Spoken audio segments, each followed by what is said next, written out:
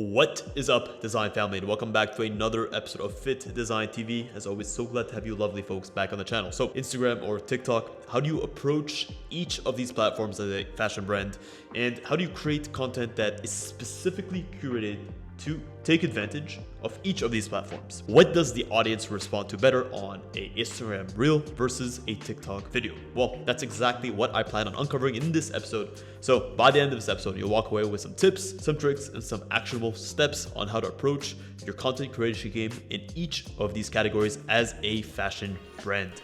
Welcome to Fittdesign TV. Are you interested in sports fashion, design, and manufacturing? Are you establishing your own brand? You're looking good. Anthony, how are we doing? Do you want to? Thank you. Well, you've come to the right place. Lights, camera, action. We'll start off with the first key point, which is post frequency. How often should you post on each of these two platforms? What I personally found that works best for me is a little bit more of a curated posting schedule via Instagram Reels. So instead of posting every single day, I may post every other day or every 3 days. This is simply because of the way that the algorithm pushes out the content. It's not necessarily something where you are rewarded for post frequency. You may be rewarded more for post relevancy, post and content sort of quality, versus TikTok. There's almost a balance of that. In order to continuously remain relevant, there is a frequency that should be achieved, at least as far as I've noticed. So on TikTok, you may want to post every single day or maybe even multiple times a day, depending on what the nature of your business is. This is going to promote your page on the algorithm, allow you to push your content further and further and further, versus Instagram, where you'll take a little bit more of a subdued approach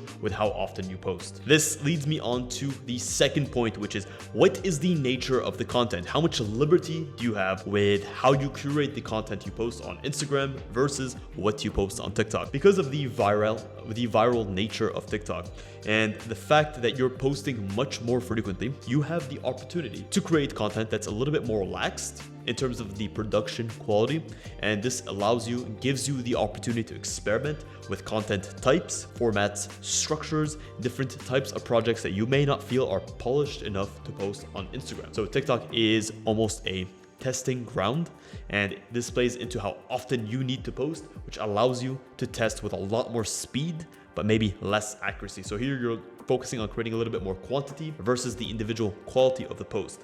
And then as you notice a specific format of post takes flight, well, then you can repackage that and you can use a similar version of it on Instagram. Next up, this is a major tip for both platforms when creating short form content for either TikTok or Instagram. Understand that this content is being consumed via a mobile phone.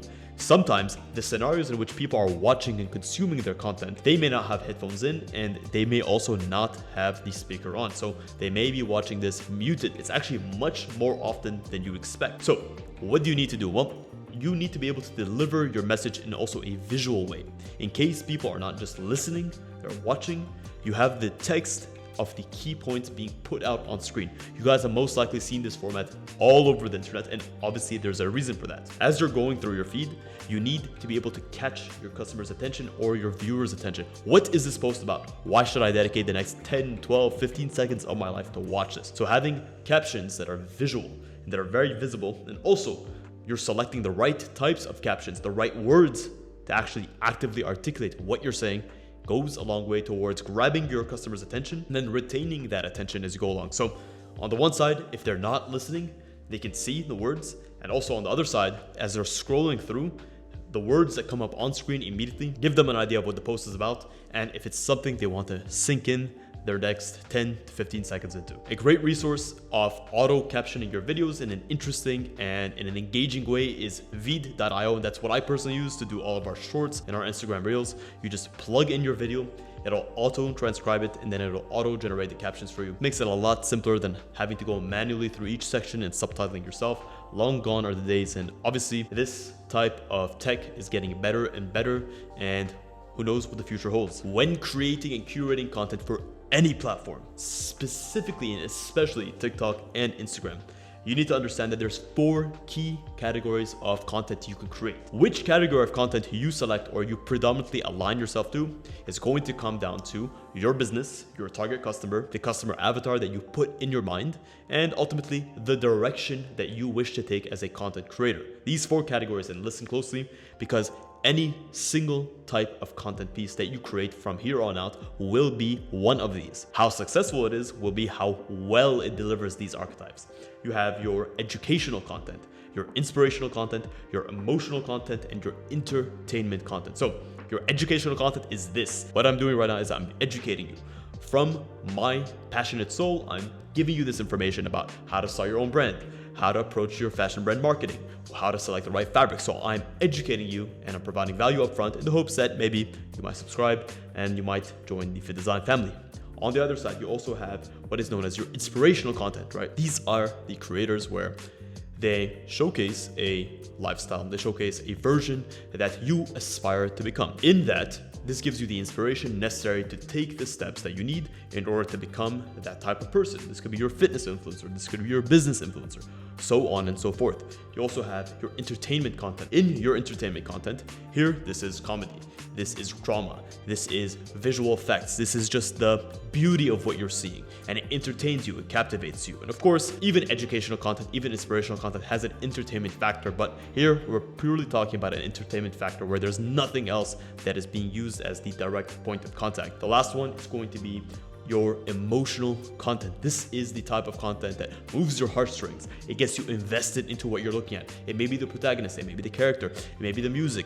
It's just something that stirs something in your soul. And as a fashion brand, you can actually tap into all 4 categories. You can educate your customers about your products. You can show them how to use your products in certain categories. You can inspire them to live a better life, a more healthy life. You can pull on their emotional heartstrings by showing a specific person, maybe an ambassador, and how they've gone through trials and tribulations, using your clothing to come out on the other side. You can entertain them, you can make them laugh, you can set up skits with your products at the foreground as the props. Last but not least is how you stage both of these platforms. What does staging mean when it comes to Instagram, and what does staging mean when it comes to TikTok? Your profile is no longer just a simple profile. It's become a portfolio of sorts. As you curate and as you collect content over time, the aggregation of all of these different pieces of content give a more holistic image of what your company is. So you no longer only have to worry about the specific type of content that you're creating in the moment. It's more, what is the grand scheme? How does all my content aggregate together? Does it deliver my message? Does it deliver my goal? So look at your content creation process as a whole and look at each piece as another stepping stone towards the end goal. Visually also, look at how your content aggregates and presents a visual representation of your brand from an actual portfolio standpoint. So if you go onto Fittdesign, the Instagram of Fittdesign has a very curated aesthetic. We have a graphic design look with a visual appeal with our sportswear designs at the foreground. Also, you have the ability to pin certain posts.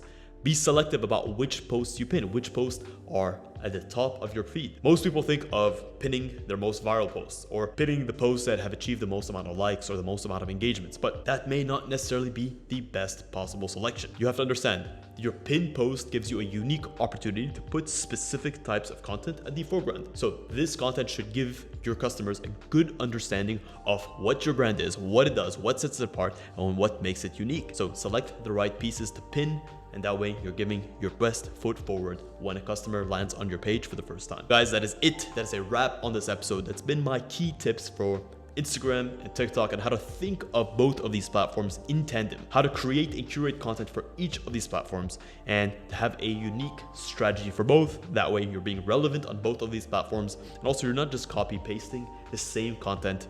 It's a lazy way of doing things. Each one has its own unique abilities, so why not tap into that? If you guys want more information, or if you want personalized feedback on how you as a fashion brand can upscale, can bolster your content creation, can create more engaging content that also serves the purpose of educating your customer, getting them on your side, and ultimately getting them to be a loyal customer, well, you can offer and I can book a one-on-one consultation call with me. You can check the link in the description. I offer specific and limited slots every single week, so I can give you tailored advice on how you can approach your content creation. I've been doing this for years, and honestly, this is most likely the way you found me, so I probably have a thing or two to share with you about this topic. If you guys enjoyed this episode, please consider smashing a massive thumbs up. It really does help us out. It keeps us motivated to keep creating this content for you. Until next time, stay awesome.